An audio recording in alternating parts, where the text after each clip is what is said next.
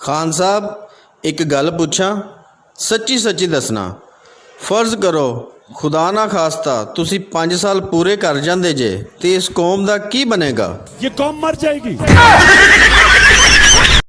Hello ओ जी करा जानू ईद नेड़े आ गई ते पूरी फैमिली दे कपड़े तुसा लै देने आ मेरे कोल 100 रुपया और आ जाओ लंडा लगो है पूरे टब्बर दे कपड़े लभ देने ते ओथे सलवारां च नाले भी होंदे है। अल्लाह साडियां भी करेगा मुरादा पूरियां, साडियां भी मुक जाणगियां। भाई आपने शादी क्यों की? बस यार बचपन से शौक था। और आपने? इनका शौक उतारना था।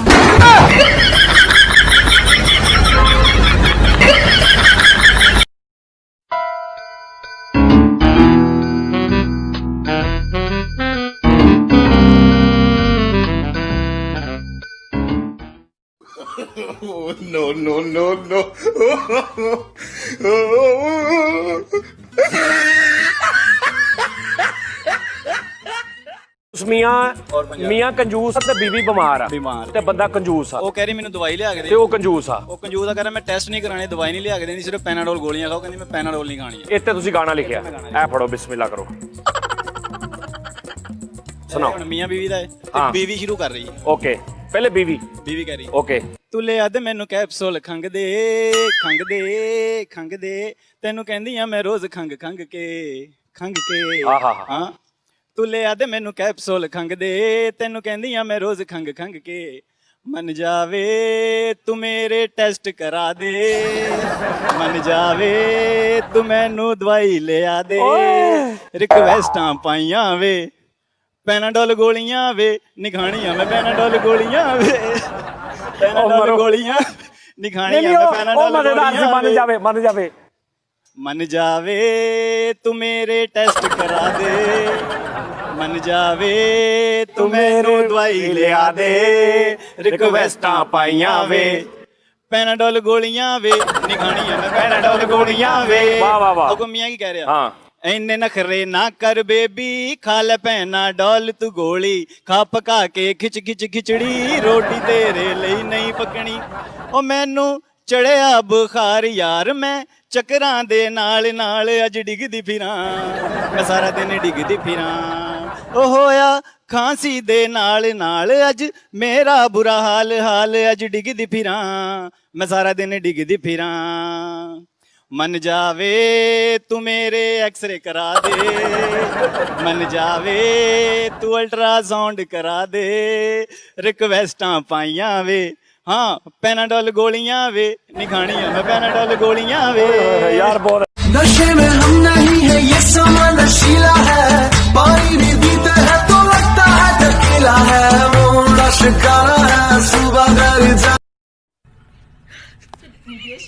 हेलो सलाम अलैकुम भाभी जी।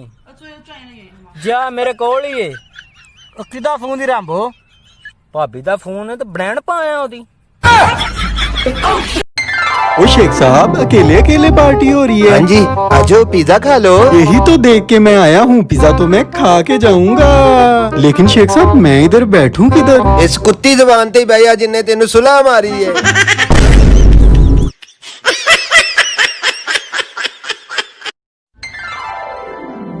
कॉल करने के लिए आपके अकाउंट में पर्याप्त बैलेंस नहीं है, कृपया तुरंत रिचार्ज कराएं।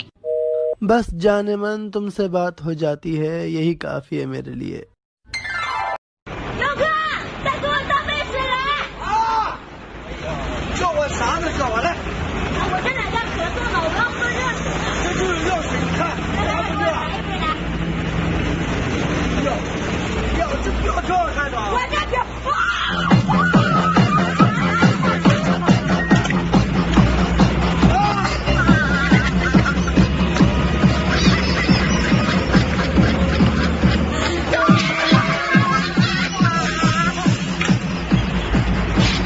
उनके पाँव में मेहंदी लगी है,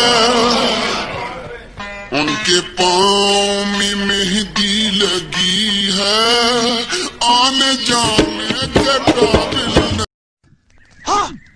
हो रहा तभी ब्रेक